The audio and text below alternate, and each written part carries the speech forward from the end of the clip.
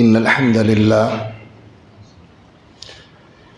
نحمده ونستعینه ونستغفره ونعوذ باللہ من شرور انفسنا ومن سیئات اعمالنا من يهده الله فلا مضل له ومن يضلل فلا هادي له وأشهد أن لا إله إلا الله وحده لا شريك له وأشهد أن محمدًا عبده ورسوله يا أيها الذين آمنوا اتقوا الله حق تقاته ولا تموتن إلا وأنتم مسلمون يا أيها الناس اتقوا ربكم الذي خلقكم من نفس واحدة وخلق منها زوجها وبث منهما رجالا كثيرا ونساء واتقوا الله الذي تساءلون به والأرحام إن الله كان عليكم رقيبا يا أيها الذين آمنوا اتقوا الله وقولوا قولا سديدا يصلح لكم أعمالكم ويغفر لكم ذنوبكم ومن يطع الله ورسوله فقد فاز فوزا عظيما اللهم صل على محمد وعلى آل محمد كما صليت على إبراهيم وعلى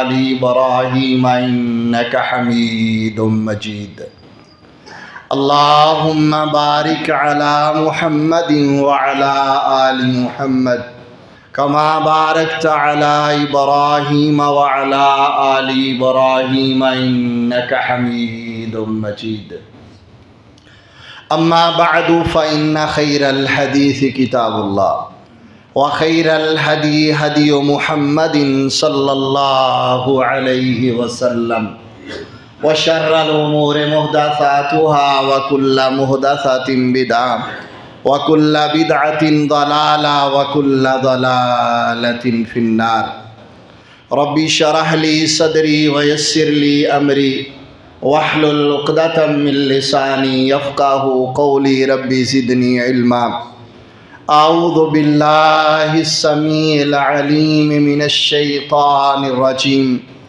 من همزه ونفخه ونفثه بسم الله الرحمن الرحيم إن الذين آمنوا وعملوا الصالحات كانت لهم جنات الفردوس نزلا بلا شبہ وہ لوگ جو ایمان لائے اور انہوں نے نیک اور صالح اعمال کیے، اللہ نے جنت الفردوس ان کے لیے بطور مہمان نوازی کے رکھی ہے۔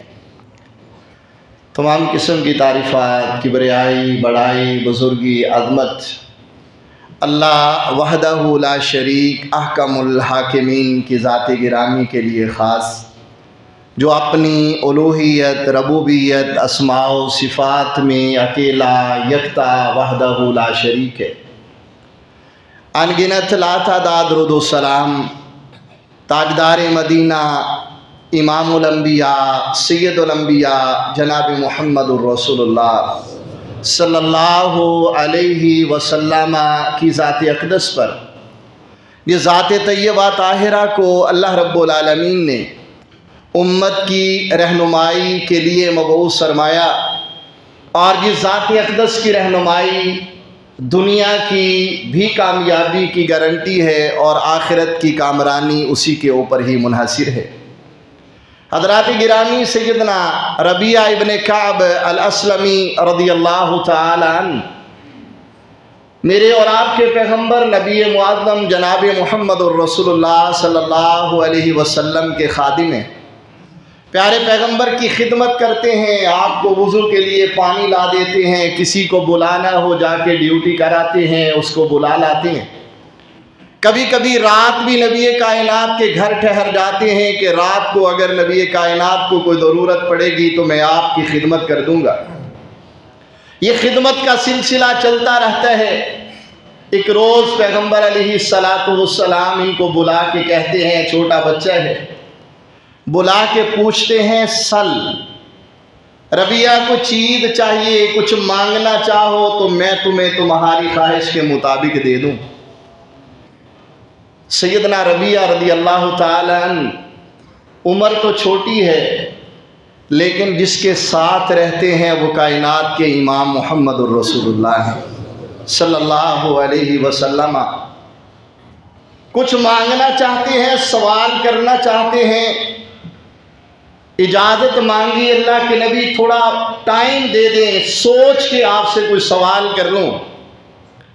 जानते हैं ये मौके बार बार नहीं मिला करते। थोड़ा वक़्त गुजरा, पूछा, हाँ रबिया सोचा? अल्लाह के नबी सोच लिया है, जो मांगना है आपसे मैं सोच आया हूँ। कहा बताओ क्या मांगते हो, क्या सोचा है, क्या सवाल करना चाहते हो? अल्लाहु अकबर, सवाल बड़ा अजीम किया। कहा अल्लाह के नबी सिर्फ एक ख्वाहिश है, अस्अलुका मुराफ़क़तका फिल जन्ना।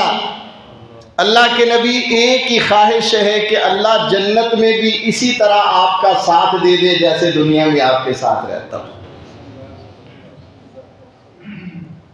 मेरे भाइयों, अगर यहाँ एक लम्हे का वक्फा करें तो इस बच्चे को ये सबक किसने दिया? उस सोहबत ने दिया जिसके अंदर रह करके ये अपनी ज़िंदगी गुजार रहा है। कायनात के इमाम ने सवाल सुना, फरमाया अवा गैर ज़ालिक, रबिया कुछ और इसके अलावा कोई और बात, कोई और सवाल? क्योंकि मांगने वाले को जब कहा जाता है मांगो तो वो दुनिया मांगता है ना, ये चाहिए, वो चाहिए, मकान चाहिए, घर चाहिए, कोठी कार चाहिए, कुछ मुझे जॉब मिल जाए, अच्छी जॉब हो जाए, तरक्की मिल जाए, मेरी जो है वो जो है इंक्रीमेंट लग जाए, फुला और फुला। कहा अवा गैर ज़ालिक, रबिया कोई और इसके अलावा कोई ख्वाहिश हो तो बताओ। अल्लाह के नबी यही पहली और यही आखिरी ख्वाहिश है, अस्अलुका मुराफ़क़तका फिल जन्ना, आपसे दरख्वास्त है अल्लाह रब्बुल आलमीन मुझे कल जन्नत में लेके जाए और आपका साथ नसीब कर दे। मेरे और आपके पैगम्बर जनाब मुहम्मदुर रसूलुल्लाह सल्लल्लाहु अलैहि वसल्लम ने सैयदना रबिया रज़ियल्लाहु ताला अन्हु को उनके सवाल के लिए और उसको पूरा करने के लिए एक सबक सिखाया, और वही सबक हमारे मज़मून का हिस्सा है। मेरे भाइयों, पैगम्बर अलैहिस्सलातु वस्सलाम ने क्या कहा? फरमाया अगर तुम वाक़अतन यकीनन तुम्हारे दिल की ख्वाहिश और इल्तिजा यही है कि तुम जन्नत में मेरा साथ लेना चाहते हो, जन्नत में मेरे साथ रहना चाहते हो, फरमाया आइन्नी अला नफ्सिका बिकसरति सुजूद, फरमाया एक काम किया करो कि नफलो नवाफिल बहुत ज़्यादा पढ़ना शुरू कर दो, नवाफिल का एहतमाम करो, नमाज ततव्वु का ख्याल करो, नमाज फ़र्ज़ के अलावा अल्लाह के सामने सजदे ज़्यादा किया करो। सजदे ज़्यादा करने से तुम्हें क्या मिलेगा? प्यारे पैगम्बर अलैहिस्सलाम के एक और ग़ुलाम हैं सैयदना थौबान रज़ियल्लाहु ताला अन्हु। एक दिन एक साथी उनसे कहता है, थौबान तुमने नबी मुअज़्ज़म सल्लल्लाहु अलैहि वसल्लम के बड़ा करीब रहते दिन गुजारे हैं, آپ نے نبی کائنات کی بڑی قربت حاصل کی ہے، غلام رہے ہو، خدمت گار رہے ہو، ملازم رہے ہو، ڈیوٹیاں کرتے رہے ہو، ایسا عمل بتاؤ جس عمل کے کرنے سے میرا اللہ مجھے جنت عطا فرما دے، میرا اللہ مجھے جہنم سے بچا لے۔ دوسری حدیث کے الفاظ فرمایا ایسا عمل بتا دو اللہ مجھ سے محبت کرنے لگ جائے، مجھے اللہ کی محبت نصیب ہو جائے۔ سیدنا ثوبان رضی اللہ تعالیٰ عنہ کچھ لمحوں کے لیے خاموش رہے، فرمایا پھر اس کو جواب دیا، کہا دیکھو میں نے جو نبی کی زندگی سے سیکھا، فرمایا کثرت سے اللہ رب العالمین کے لیے سجدے کرنے کا اہتمام کیا کرو، تم جب بھی اللہ کے لیے سجدہ کرو گے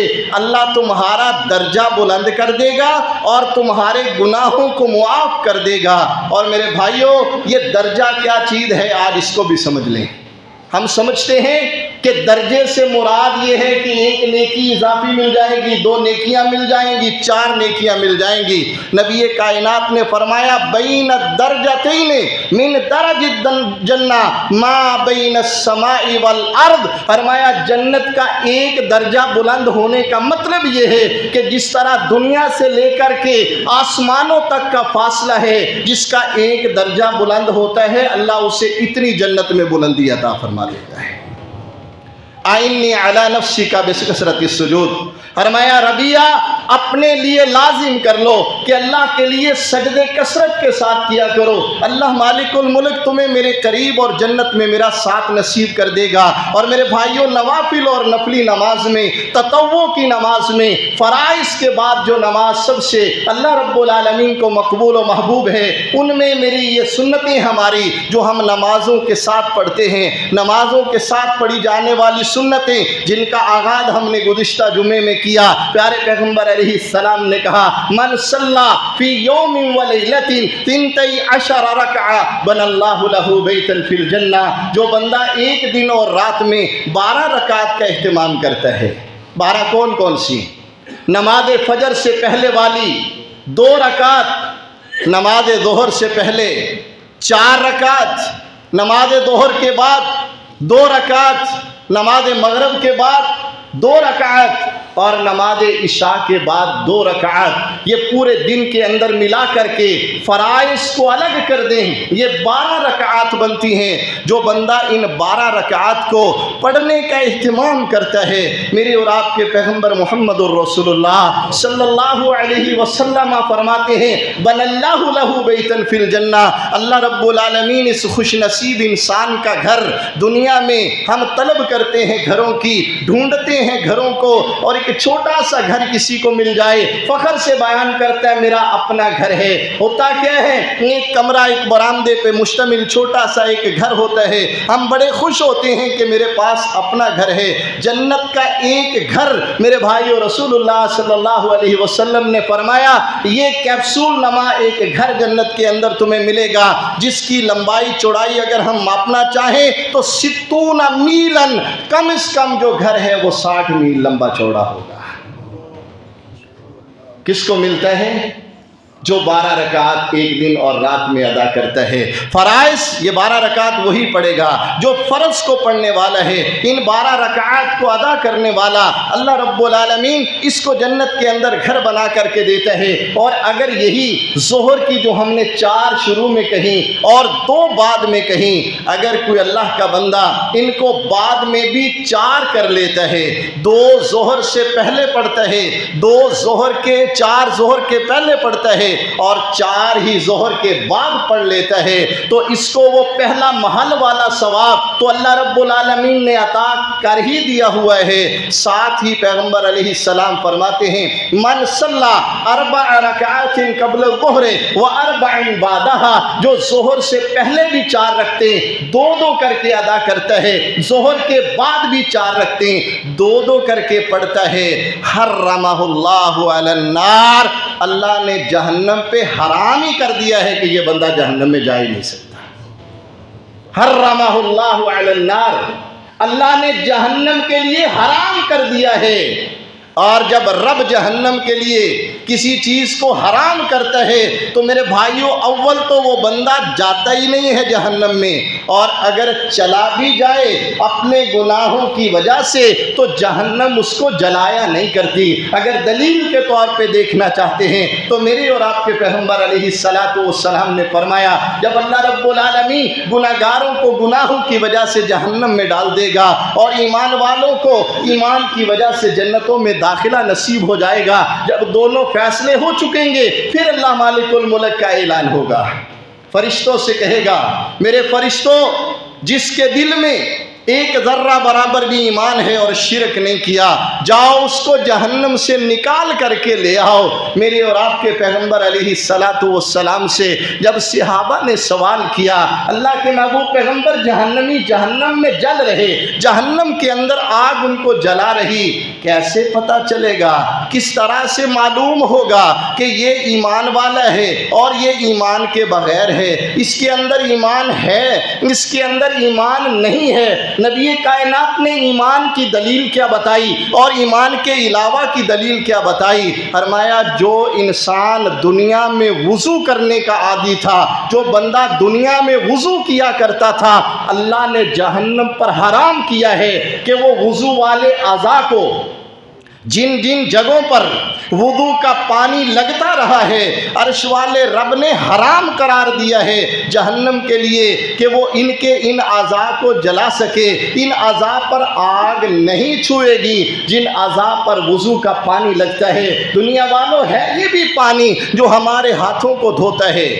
یہ پچھلے دنوں جب کورونا تھا بار بار لوگ یہ پوسٹیں لگاتے تھے ہاتھ بار بار دھو، ہاتھوں کو بار بار دھو، ہم نے اس وقت بھی کہا تھا لوگوں دنیا والوں کو تم یہ جو بتاتے ہو کہ ہاتھوں کو بار بار دھو لو، ان کو یہ کیوں نہیں کہتے کہ بار بار وضو کرتے رہو، بار بار وضو کرنے کا اہتمام کر لو، کیونکہ یہ اکیلا وضو کرنے کا عمل جو ہے یہ اللہ رب العالمین کی طرف سے اتنا بڑا انعام ہے مومن کے لیے کہ لا قدر اللہ رب العالمین ہمیں جہنم کی گرم ہوا سے بھی محفوظ فرمائے، اس لیے کہ میرے اور آپ کے نبی نے ہمیں جہنم کی ہوا سے بھی دور رکھا ہے۔ یاد ہے نا نماز ظہر کے بارے میں کیا فرمایا تھا؟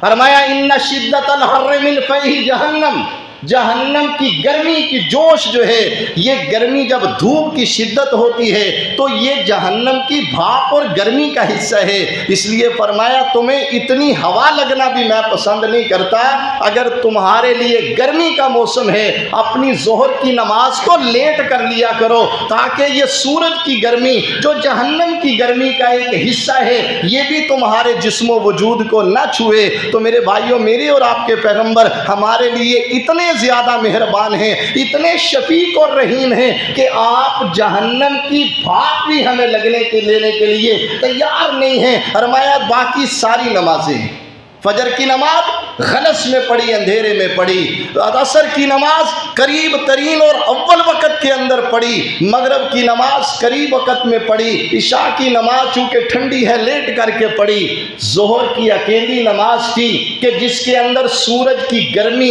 ان مومنوں کو لگنے کا اندیشہ تھا، گرمی کے اندر چل کے آنے کا اندیشہ تھا۔ فرمایا اس گرمی میں بھی تم نے چل کے نہیں آنا، نماز کا ٹائم لیٹ کر لو لیکن مومن کو جہنم کی گرمی نہیں لگنی چاہیے۔ سیدنا ابو ہریرہ رضی اللہ تعالیٰ عنہ، صحابہ جب اس چیز کو سنتے تھے نا، ہماری پریشانی یہ ہے کہ ہم سنتے ہیں مزہ لینے کے لیے، اور اگر اس کا تجربہ کرنا ہو نا تو کبھی گھر جمعے کے بعد جلسے کے بعد آپ ساتھیوں سے پوچھیں گے نا کہ کیسا تھا خطبہ، کیا ہے یہ مزہ آ گیا، کیا بات ہے جناب بہت زبردست خطبہ تھا۔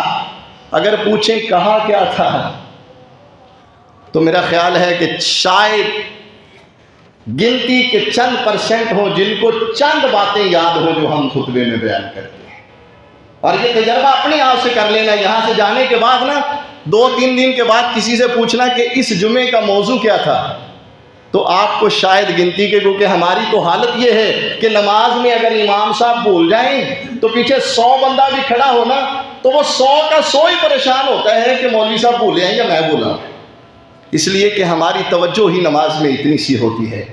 ابو ہریرہ رضی اللہ تعالیٰ نے یہی حدیث جب سنی، وضو کرنے کے لیے بیٹھے تو ساتھی کہتے ہیں، ایک روایت میں حسن و حسین ہے، بعد میں دوسرے لفظوں کے ساتھ، بازو یہاں تک دھونے ہوتے ہیں تو سیدنا ابو ہریرہ یہاں تک دھو رہے ہیں ان کو، پاؤں یہاں تک دھونے ہوتے ہیں، وہ گھٹنوں تک لے کے آ کے ان کو دھو رہے ہیں۔ وہ بچے تھے چھوٹے، پانچ بیٹھ کے پوچھنے لگے، چاچا جی یہ کون سا وضو ہے؟ وضو میں تو یہاں تک کونیاں دھوئی جاتی ہیں، وضو میں تو پاؤں یہاں تک دھوئے جاتے ہیں۔ فرمایا بیٹا مجھے اندازہ نہیں تھا کہ تم پاس بیٹھے ہو، شاید میں تمہاری موجودگی کی وجہ سے میں وہی کرتا جو روٹین میں کرتا ہوں، میں نے سمجھا تھا کہ مجھے کوئی نہیں دیکھ رہا۔ میں نے اپنے اور آپ کے پیغمبر محمد الرسول اللہ سے سنا ہے، من استطاع منکم ان یطیل غرتہ فلیفعل، یہ جو تمہارے ہاتھوں اور پاؤں کے جو اعضاء ہیں نا، ان اعضاء کو اللہ نے ایک دوسری فضیلت بھی عطا فرمائی ہے۔ صحابہ نے پوچھا نبی معظم صلی اللہ علیہ وسلم سے، اللہ کے نبی آپ قیامت کے دن پہچانیں گے کیسے اپنی امت کو؟ کیسے آپ کو پتا چلے گا کہ یہ میرا امتی ہے؟ کیونکہ نبی کائنات نے ہماری سفارش بھی کرنی ہے، ہمیں حوض کوثر پہ پانی بھی پلانا ہے، ہمیں ساتھ لے کے جنت کے اندر داخل بھی ہونا ہے۔ صحابہ نے پوچھ ہی لیا، اللہ کے نبی آپ پہچانیں گے کیسے؟ آپ نے پتہ کیا کہا؟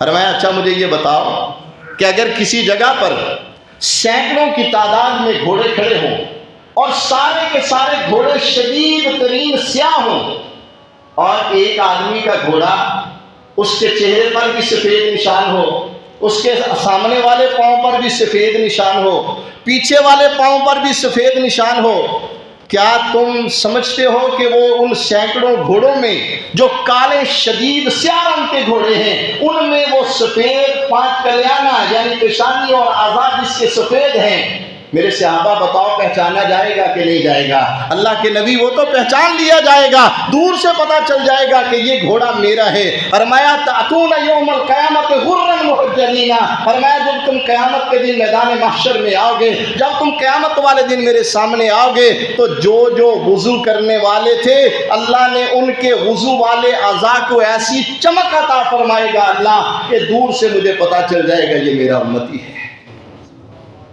وہ یاد ہے حدیث حوض کوثر والی، جب لوگ آ رہے ہوں گے، ایک گروہ آ رہا ہوگا، سامنے دیوار آئے گی، آپ فرمائیں گے اللہم ہؤلاء اصحابی، اللہ یہ تو میرے ساتھی ہیں۔ کیسے پتہ چلے گا؟ وضو کرتے رہے تھے دنیا میں، وضو کی وجہ سے اعضاء تو چمک رہے، لیکن ساتھ ہی کچھ غلطیاں کرتے رہے کہ اس طرح نہیں کیا جیسے محمد الرسول اللہ نے بتایا تھا۔ آپ کو بتایا گیا انک لا تدری ما احدث بعدک، میرے محبوب ٹھیک آپ نے کہا، آپ کے ساتھی ہیں، آپ کے امتی ہیں، لیکن جو آپ بتا کے آئے تھے یہ اس طرح نہیں کیا کرتے تھے، یہ اپنی مرضیاں کرنے لگ گئے تھے، اپنی مرضی کے کام کرنے لگے تھے۔ کائنات کے امام فرمائیں گے اچھا ایسا ہے، سحقن سحقن لمن غیر آبادی، اللہ کے نبی کہیں گے اللہ اگر انہوں نے میرے دیے ہوئے دین کو ہی پسند نہیں کیا تو میں ان کو پانی پلانے کے لیے تیار نہیں ہوں، ان کو میرے دور کر دیا جائے، میں ان کی شکلیں دیکھنے کے لیے تیار نہیں ہوں۔ تو پیارے پیغمبر علیہ السلام نے فرمایا اللہ رب العالمین ان کے اعضائے وضو سے ان کو پہچانیں گے اور ان کی پہچان کے ساتھ ان کو جہنم سے نکال لیا جائے گا۔ میرے بھائیوں یہ 12 رکعات اور اگر ظہر کی ان 2 رکعات کا اضافہ کیا جائے، اللہ رب العالمین نے ایمان والوں کے لیے یہ نعمت رکھی ہے۔ لیکن یہاں ایک بات اور چلتے چلتے سمجھتے جائیں، ہم گھر سے نکلتے ہیں جماعت کے ساتھ نماز پڑھنے کے لیے، کس لیے آتے ہیں؟ کہ جماعت کے ساتھ نماز پڑھنے کا ثواب عام گھر میں پڑھی ہوئی نماز کے بدلے میں کتنا ہے؟ 27 درجے۔ یہ بات ذرا دھیان سے سننا، شاید پہلی بار سننے کا موقع ملا ہو۔ جب ہم مسجد میں آ کے فرض نماز کو جماعت کے ساتھ پڑھتے ہیں تو ایک نماز پڑھنے کا اجر و ثواب 27 نمازوں کا ملتا ہے، اور یہی مسجد میں نماز پڑھنے والا اگر سنتیں گھر میں ادا کرتا ہے تو اس کو سنتیں گھر میں ادا کرنے کا ثواب بھی 27 نمازوں کا ملتا ہے۔ یہ سلسلہ صحیحہ کی صحیح روایت ہے۔ شیخ البانی رحمۃ اللہ علیہ نے اس روایت کو صحیح کہا ہے۔ اس کے راوی صحیح مسلم کے راوی ہیں۔ امام البانی رحمۃ اللہ علیہ نے سلسلہ صحیحہ میں اس کو نقل کیا ہے۔ اسی لیے پیارے پیغمبر علیہ السلام کی ہمارے لیے تعلیم ہے کہ یہ 12 رکعات صرف پڑھنا کافی نہیں ہے۔ فرمایا اجعلوا من صلاتکم لبیوتکم، اپنی نماز جب تم ادا کر لیا کرو، فرض مسجد کے اندر پڑھ لیا کرو، اپنی نماز کا کچھ حصہ بچا کے گھروں میں بھی لے کے جایا کرو۔ لا تتخذوها قبورا، اپنے گھروں کو قبرستان نہ بناؤ، اپنے گھروں کو قبرستان نہ بناؤ۔ قبرستان کیسے بنتا ہے؟ جب گھر کے اندر نماز نہیں پڑھی جاتی، جب گھر کے اندر کوئی نماز نہیں پڑھی جاتی تو ہماری اولاد ہمیں وہی دیکھتی ہے جس پر وہ ہمیں نظر آتے ہیں۔ ہم ان کو، جو بندہ نماز میں نوافل کا مسجد میں پڑھنے کی بجائے اپنے گھر کے اندر پڑھتا ہے تو اس کے لیے اسی طرح سے ہی 27 گنا زیادہ ثواب ہے جیسے مسجد کے اندر فرائض کو ادا کرنے کا ثواب ہے۔ اس لیے اکثر حدیث کے اندر جب آپ دیکھیں گے، اماں جی فرماتی ہیں نبی معظم رات کو تہجد پڑھتے رہتے، جب فجر کی اذان کا ٹائم ہوتا آ کر کے مؤذن اطلاع دیتا اللہ کے نبی اذان کہنے کے لیے جا رہا ہوں، اذان ہوتی، آپ 2 ہلکی سی رکعات پڑھ کر کے آپ مسجد کی طرف روانہ ہو جایا کرتے۔ صحابہ بھی مسجد میں آ کر کے جو ہے وہ گھر سے نوافل اور سنتیں پڑھ کے آتے اور آ کے نماز میں شامل ہو جاتے۔ اسی لیے جب پیغمبر علیہ السلام نے اس بندے کو دیکھا جو مسجد میں آیا ہوا تھا اور آ کر کے وہ مسجد میں، صحیح بخاری کی روایت ہے، مسجد کے ایک کونے میں ادھر فرض نماز شروع ہوئی، ادھر اس نے جو ہے وہ سنتیں پڑھ رہا ہے، 2 رکعات اس نے پڑھی، نماز کے اندر شامل ہو گیا۔ پیارے پیغمبر علیہ السلام نے نماز سے سلام پھیر کر کے اس سے پوچھا، لاث بہ الناس، پہلے کہا لوگوں نے اس کو گھیر لیا کہ یہ تم نے کیا کیا، ادھر فرض ہو رہے تم سنتیں پڑھنے میں لگے رہے۔ نبی کائنات نے بعد میں اس سے صرف ایک ہی سوال کیا، یہ بتاؤ کہ جو نماز میرے ساتھ پڑھی ہے تم اس کو شمار کرتے ہو یا جو تم نے اکیلے پڑھی ہے اس کو شمار کرتے ہو؟ کون سی نماز تمہاری نظر میں نماز ہے؟ تو جب نماز فرض شروع ہو جائے سنتیں ختم، لیکن ان سنتوں کا جو خاص طور پر 12 رکعات ہیں، ان کو جس طرح فرضوں کا مسجد میں ادا کرنا اولا و افضل ہے، اسی طرح ان کو گھر میں ادا کرنا افضل ہے۔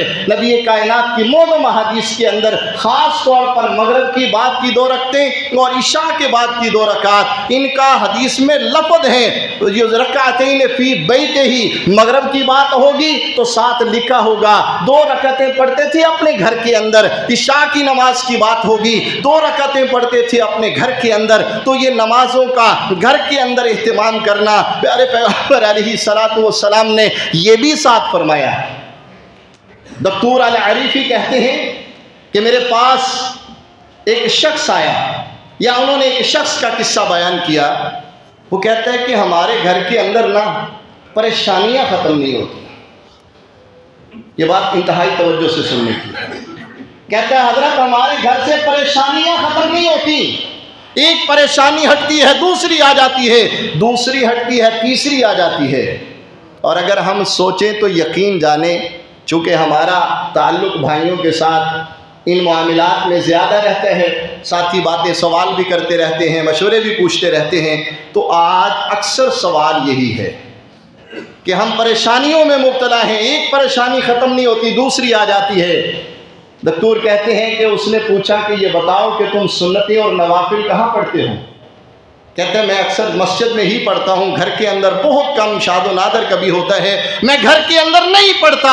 فرمایا میرا مشورہ مانو، آج سے گھر کے اندر اپنی سنتیں پڑھنا شروع کر دو، اس لیے کہ اللہ رب العالمین کے پیغمبر فرماتے ہیں ان اللہ جاعل لصلاتکم فی بیتکم خیرا، تم جب گھر میں نماز پڑھتے ہو تو اللہ کی رحمتیں تمہارے گھروں میں نازل ہوتی ہیں۔ جب تم اپنے گھروں میں سنتیں ادا کرتے ہو اللہ کی رحمتیں تمہارے گھروں کے اندر نازل ہوتی ہیں۔ اور خاص طور پر رات کی نماز، تہجد کی نماز، اس کا وقت عشاء کی نماز کی ادائیگی سے شروع ہو جاتا ہے۔ ایک ہمارے لیے بہت بڑا المیہ یہ ہے کہ لوگوں نے پتہ نہیں کہاں کہاں سے بغیر کسی دلیل اور بغیر کسی معاملے کے۔ وہ جی تہجد کے لیے سونا لازم ہے، اگر آپ سوتے نہیں ہیں آپ تہجد کی نماز ادا نہیں کر سکتے۔ اور یہی لوگ رمضان میں عشاء کے فوراً بعد ہی تہجد پڑھ رہے ہوتے ہیں۔ تراویح کب پڑھتے ہیں؟ عشاء کے بعد ساتھ پڑھتے ہیں یا سو کے آ کے پھر پڑھتے ہیں؟ عشاء کی نماز کے ساتھ پڑھتے ہیں، اور یہی نبی کائنات کی تہجد ہے۔ سیدہ عائشہ رضی اللہ تعالیٰ عنہ نے فرمایا تھا نا، فرمایا ما کان یزید ولا ینقص فی رمضان ولا فی غیرہ علی 11 رکعہ۔ اور کسی حدیث میں عبداللہ ابن عباس کہتے ہیں نبی کائنات جب گھر میں آتے 4 رکعت پڑھتے، پڑھ کر کے سو جاتے، پھر دوبارہ رات کو اٹھتے، پھر 4 رکعت اور وتر پڑھ لیتے، اور وتر کو آخری نماز کے طور پر آپ ادا کرتے۔ اسی طرح میرے بھائیوں خاص طور پر صلاۃ الضحیٰ، اشراق کی نماز، اس کو بھی سمجھ لیں، ٹائم ہمارا ختم ہو رہا ہے، اچھے طریقے سے سمجھ لیں۔ صلاۃ الضحیٰ، اشراق کی نماز، اس کو نبی کائنات نے پتہ کیا کہا ہے؟ اس کا نام پہ اگر ہم غور کر لیں نا تو اس کی اہمیت سمجھ آتی ہے۔ فرمایا صلاۃ الاوابین، اواب اس بندے کو کہتے ہیں جو اپنے رب سے اپنا تعلق جوڑنے کے لیے ہر طرح کی کوشش لگا دے۔ تو صلاۃ الضحیٰ، اشراق کی نماز، جس کو ہم ضحیٰ بھی کہتے ہیں، اشراق بھی کہتے ہیں، چاشت بھی کہتے ہیں، یہ سارے ایک ہی نماز کے نام ہیں، یہ الگ الگ نماز نہیں ہے۔ اس کی 2 صورتیں ہیں۔ ایک صورت ہے من صلی الفجر فی جماعت، جو بندہ فجر کی نماز جماعت سے مسجد میں پڑھتا ہے، پھر اپنی جگہ بیٹھا رہتا ہے حتیٰ تطلع الشمس، سورج نکل آتا ہے، پھر اٹھتا ہے اور 2 رکعت نماز ادا کر لیتا ہے۔ اجر کیا ہے؟ اگر سمجھ آ جائے، اللہ کی قسم ہے، مصیبت ہماری یہ ہے کہ ہم سنتے ہیں مزہ لینے کے لیے، ہمیں سمجھ نہیں آتا۔ میں اپنی ذات کو پہلے مخاطب کرتا ہوں۔ پیارے پیغمبر علیہ السلام یہاں بیٹھے ہوئے 10 ہم ساتھی بیٹھے ہیں، اگر کو ہمیں یہ ساتھی کہے نا کہ میں تمہیں عمرہ کرواتا ہوں، اللہ کی قسم ہے ہم دن رات اس کے پیچھے پھرتے رہے کہ یار مجھے عمرہ کروا رہا ہے، میں نے عمرے کے لیے جانا ہے۔ کوئی ہمیں کہے میں تمہیں حج کرواتا ہوں، تو ساری زندگی ہم اس کا احسان نہ بھولیں جو ہمیں حج کروائے۔ اللہ رب العالمین روزانہ کہتا ہے، نبی کریم صلی اللہ علیہ وسلم فرماتے ہیں جو بندہ فجر کی نماز پڑھتا ہے جماعت کے ساتھ، پھر اپنی جگہ بیٹھا رہتا ہے حتیٰ تطلع الشمس، سورج نکل آتا ہے، یصلی رکعتین، اٹھ کے صرف 2 رکعت ادا کرتا ہے۔ پیارے پیغمبر نے کیا فرمایا؟ فرمایا کان کحجۃ وعمرۃ تامۃ تامۃ تامہ، 3 بار میرے نبی نے فرمایا اس کو مکمل حج اور عمرے کا ثواب ملتا ہے۔ اور اس کا وقت کہاں سے کہاں تک ہے؟ اس کا وقت سورج کے نکلنے کے تھوڑا ٹائم بعد، اس لیے کہ ڈیلے کرتے تاکہ سورج اچھی طرح نکل آئے، وہاں سے شروع ہوتا ہے اور ظہر کی نماز کا ٹائم ختم ہونے تک جاری رہتا ہے۔ ہمارے اکثر ساتھی جو ہے نا وہ گھومتے ٹائم ہی نہ گیا ادھر بھی کی پڑھنی ہے، وہ سمجھتے ہیں کہ شاید یہاں پر جب گھڑی کے اوپر آئے گا نا کہ چاشت کی نماز کا ٹائم ہو گیا ہے، بس وہی اس کا نماز کا ٹائم ہے، نہیں پڑھی تو گئی۔ جتنا اس کو زیادہ لیٹ کر کے پڑھا جائے اتنا افضل ہے، اس لیے کہ نبی رحمت صلی اللہ علیہ وسلم نے فرمایا تھا صلاۃ الاوابین حین ترمد الفصال، نماز اشراق و ضحیٰ کا ٹائم یہ ہے کہ جب دھوپ اتنی تیز ہو جائے کہ اونٹ کے بچے کے پاؤں جلنے لگے، پاؤں نیچے رکھے نا جانور، تو ریت کی گرمی اس کے پاؤں کو جلانے لگ جائے، تو یہ اصل ضحیٰ کی نماز کا، اشراق کی نماز کا ٹائم ہے۔ ابتدا کے اندر پڑھنا جواز کی حد تک جائز ہے، لیکن اس کو لیٹ کر کے پڑھنا دھوپ کے نکلنے کے بعد شدت گرمی کے اندر تو یہ زیادہ اولا ہے، لیکن ظہر کا وقت شروع ہونے سے پہلے آدھا گھنٹہ پہلے، پونا گھنٹہ پہلے، اور یہ کم از کم اس کی تعداد 2 رکعت ہے، اور زیادہ سے زیادہ جیسے ام ہانی رضی اللہ تعالیٰ عنہ نے فرمایا تھا کہ میں نے نبی کائنات کو اس دن جب آپ نے مکہ فتح کیا تھا، آپ نے ضحیٰ کی 8 رکعت پڑھی ہیں، بعد نے اس کو جو ہے فتح کی نماز کہا، بعد نے اس کو ضحیٰ پڑھا، تو یہ کم از کم 2 رکعت ہیں، 8 رکعت تک بھی اس کو پڑھا جا سکتا ہے۔ اور اس کا فائدہ کیا ہے؟ آپ نے اکثر دیکھا ہوگا لوگ رستے سے گزرتے ہوئے نا رستے میں گوشت کے شاپر لے کے کھڑے ہوتے ہیں کچھ لوگ، اور ماشاءاللہ وہ آج کل وہ بھی بڑے ایکسپرٹ ہو گئے ہیں۔ وہ ادھر میں نے دیکھا ہے کہ بابا جی ہیں، وہ ساتھ دم بھی فرماتے ہیں۔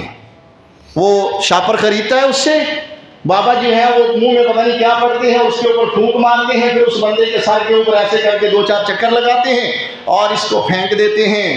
یہ گارنٹی ہے اس بات کی کہ آج کے دن تیرا سر سلامت ہے، اور اگر تو نے یہ گوشت نہیں دیا تو پھر سمجھ رہے کہ تیرا سر بھی خیر ہے۔ میرے اور تیرے پیغمبر نے جو طریقہ بتایا اس کو سمجھو۔ پیارے پیغمبر علیہ الصلوۃ والسلام نے فرمایا یصبح کل بنی آدم، ہر بنو آدم، آدم کا بیٹا جب صبح اٹھتا ہے اس کے جسم کے 360 جوڑ اللہ نے بنائے ہیں۔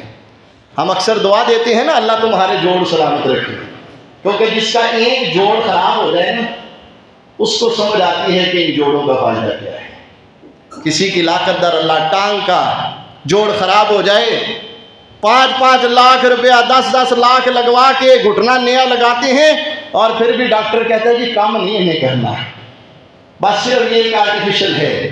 نبی کائنات نے فرمایا تمہارے جسم کے جوڑ پر صدقہ اللہ نے رکھا ہے۔ کیسے صدقہ ادا ہوگا؟ فرمایا کسی کو نیکی کا حکم دو، صدقہ ہے، برائی سے روکو، صدقہ ہے، رستے میں جاتے ہوئے کوئی چیز پڑی ہو اس کو ہٹا دو، صدقہ ہے، کسی کو کھانا کھلانا صدقہ ہے۔ آپ تفصیل گنتے گئے۔ صحابہ کہتے اللہ کہ بھی 360 جوڑ ہیں، 360 جوڑوں کا اس طرح سے صدقہ کیسے ادا ہوگا؟ کائنات کے امام نے 100 کا آسان سا طریقہ بتایا۔ فرمایا تم ضحیٰ اور چاشت کی نماز کی 2 رکعتیں پڑھ لو، اللہ سارے جوڑوں کا صدقہ عطا کر دے گا۔ سبحان ربک رب العزت عما یصفون وسلام علی المرسلین والحمد للہ رب العالمین۔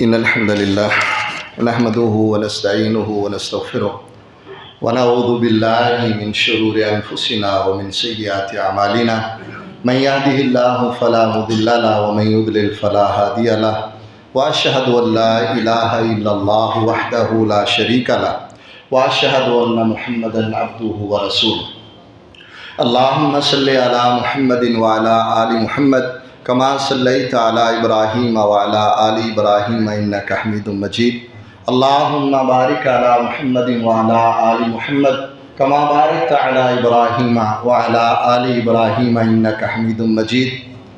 یہ کہ اعلان ہم نے کرنا ہے، لیکن اس اعلان سے پہلے ایک چھوٹی سی بات میں اپنے تمام بھائیوں کے سامنے یہ رکھنا چاہتا ہوں، اور ساتھ میں گزارش کروں گا کہ جہاں جہاں تک آپ کا حلقہ ہے اس بات پر توجہ دیں۔ ایک بھائی نے مجھے ایک ویڈیو دکھائی، اس کے اندر ایک نوجوان ہے جو ایک پول اور کھمبے کے اوپر چڑھتا ہے اور بجلی کی دونوں تاروں کو پکڑ کے اپنے آپ کو خودکشی کرتا ہے، اپنے جسم کو ختم کرتا ہے، اپنی موت کا سبب بنتا ہے، یہ اظہار کرنے کے لیے کہ اس پارٹی سے میری بڑی محبت ہے۔ میرے بھائیو ایک بات یاد رکھو، نبی معظم صلی اللہ علیہ وسلم نے اللہ کے اس فرمان کو کہ لا تقتلوا انفسکم ان اللہ کان بکم رحیما، اپنے آپ کو ہلاک نہ کرو، اللہ تمہارے پہ بڑا مہربان ہے۔ جو رب ہمیں دوپہر کی گرمی نہیں لگنے دیتا، جو رب ہمیں ٹھنڈے پانی سے وضو نہیں کرنے دیتا، جو ہماری بیماری میں ہمیں کھڑے ہونے کا نہیں کہتا، جو ہمیں لیٹے لیٹے ہماری نماز قبول کر لیتا ہے، اس کی دی ہوئی جان کو کسی کے لیے اس طرح سے، اور نبی معظم نے فرمایا تھا جس بندے نے زہر پی کے اپنی خودکشی کی ہے، قیامت کو تو فیصلہ بعد میں ہوگا، اس کا پیالہ اس کے ہاتھ میں ہوگا، یہ بار بار زہر پیتا رہے گا اور اسی طرح سے دردوں اور تکلیفوں سے مرتا رہے گا، پھر زندہ کر دیا جائے گا، پھر زہر پیے گا، جب تک قیامت قائم نہیں ہوتی یہ سزا اس کی جاری رہے گی۔ جس نے خنجر سے اپنے آپ کو قتل کیا، پہاڑ سے گرا کے اپنے آپ کو قتل کیا، یعنی کوئی بھی سورس جو ہے اس نے اپنی ہلاکت کا استعمال کیا، تو قیامت تک تو یہ سزا پہلے اس کو ملتی رہے گی۔ کس کے ساتھ؟ کیا طریقہ؟ کون سے انداز سے تم اظہار محبت کرنا چاہتے ہو؟ ہم نے بھٹو کے بارے میں سنا تھا، اس کے لیے کچھ لوگوں نے آگ لگائی تھی اپنے آپ کو، اور آج وہ رسم دوبارہ سے شروع ہونے لگی ہے۔ خدا کے لیے یہ لوگ، وہ بادشاہ وقت نے صحابی کے بیٹے کو کہا، مسجد میں بیٹھے تھے، کہتے ہیں کچھ مانگنا ہے میرے سے تو مانگو۔ وہ کہتا ہے میں اللہ کے گھر میں بیٹھا ہوں، یہاں سے نکل لینے دو، یہاں نہ کوئی بات کرو۔ باہر نکلے، بادشاہ نے پھر بلایا، کہا مانگنا چاہتے ہو مانگو۔ کہتا اچھا یہ بتاؤ کہ دنیا کا مانگوں یا آخرت کا؟ اس نے کہا کہ دنیا دے سکتا ہوں، آخرت تو میرے ہاتھ میں ہے نہیں۔ کہتا دنیا تو میں نے اس سے نہیں مانگی کبھی جو ساری دنیا کا مالک ہے، میں نے تیرے سے مانگ کے کیا کرنا۔ اصل فکر کس کی ہے؟ آخرت کی فکر ہے۔ میرے بھائی تیری ایسی حرکت سے 2 بار تیرا نام ایک بار میڈیا میں اشتہار پہ آئے گا، نہ تجھے یہ قبر میں چھڑا سکیں گے، نہ تجھے یہ میدان محشر میں چھڑا سکیں گے۔ اس لیے لا تقتلوا انفسکم، اپنے آپ کو اس طرح کی ہلاکتوں میں نہ ڈالو۔ کوئی اپنے جسم کو کاٹ رہا ہے، کوئی جو ہے وہ اپنے آپ کو ہلاک کر رہا ہے، تو اپنے آپ کو ہلاک نہ کرو۔ تمہارا اللہ مہربان ہے، اگر اللہ کو غصہ آ گیا تو پھر وہ اس کی سزا دے گا۔ دوسری بات، آپ دیکھ رہے ہیں باہر سامان کا انتظام موجود ہے، سیلاب کی تباہ کاریاں اور اس کے ساتھ معاملات کیا ہیں، آپ بھائی میڈیا سے واقف ہیں، ہر وقت خبر رہتی ہے۔ لیکن جیسے جیسے یہ سردی کا موسم، گرمی میں آپ کو پتہ ہے کہ بندہ جہاں بھی سو جائے، جیسے بھی سو جائے، گزارا ہو جاتا ہے، لیکن سردی کا موسم، وہ میری والدہ محترمہ دعا کیا کرتی تھی اور کہا کرتی تھی بیٹے یہ گرمی جو ہے نا بہت سارے لوگوں کی پردہ پوشی ہوتی ہے، نہیں بھی قمیض پہنا تو لوگوں نے یہی سمجھنا ہے کہ شاید اس کو گرمی لگ رہی ہو، لیکن سردی میں اگر کوئی ننگا پھر رہا ہو تو سب کو نظر آتا ہے کہ اس کے پاس قمیص نہیں ہے۔ تو گرمی کو گزار لینا آسان ہے، سردی کو گزارنا مشکل ہوتا ہے۔ بھائیوں نے اللہ تعالیٰ ان کو جزائے خیر دے، یہ جو سارے جتنے بھی ساتھی ان کی خدمت کے لیے گھروں سے نکلتے ہیں، اللہ کی قسم گھر سے نکلنا بڑا مشکل کام ہے، آسان نہیں ہے۔ ہم سمجھتے ہیں لو جی یہ تو پتہ نہیں ایسے یہ اپنے گھر سے اپنے بچوں کو چھوڑ کے جانا، یہ سب بھائی ہم جانتے ہیں۔ بھائی مجھے بھی کہہ رہے تھے ہمارے ساتھ چلیں، تو میں نے گھر میں بات کی تو سب سے پہلے رونا چھوٹی بیٹی نے شروع کیا، کہتی اتنے دن کے لیے ہم نہیں برداشت کر سکتے۔ تو یہ اپنے بچوں کو چھوڑ کے جاتے ہیں، بہن بھائیوں کو، گھر بار کو، پھر ان علاقوں میں جہاں بیماریاں بھی پھیلی ہوئی ہیں، جہاں کے حالات بھی خطرناک ہیں، لیکن ایک جذبہ لے کے جاتے ہیں دل کے اندر کہ ان کی خدمت کریں گے، اللہ رب العالمین ہمارے لیے آسانیاں کر دے گا۔ تو یہ بھائی اپنا وقت بھی دیتے ہیں، محنت بھی دیتے ہیں، مشقت برداشت کرتے ہیں، تو ان کے ساتھ بھرپور طریقے سے تعاون کیا جائے۔ کہتے ہیں جی فی بستر تقریباً 2000 روپیہ، اور راشن جو ہے وہ ایک گھر کا 5000 کا بنتا ہے۔ 300 خاندانوں کا انہوں نے بندوبست کیا ہے، لیکن تقریباً 2 لاکھ روپے کی رقم ابھی واجب الادا ہے۔ تو بھائی کوشش کریں اللہ رب العالمین کی توفیق سے کہ اس کو پورا کیا جائے، تاکہ یہ بھائی اس قافلے کو لے کے روانہ ہوں اور جہاں یہ پہنچیں اس کے ساتھ اللہ رب العالمین ہمیں بھی اجر و ثواب میں شامل فرمائے۔ سبحانک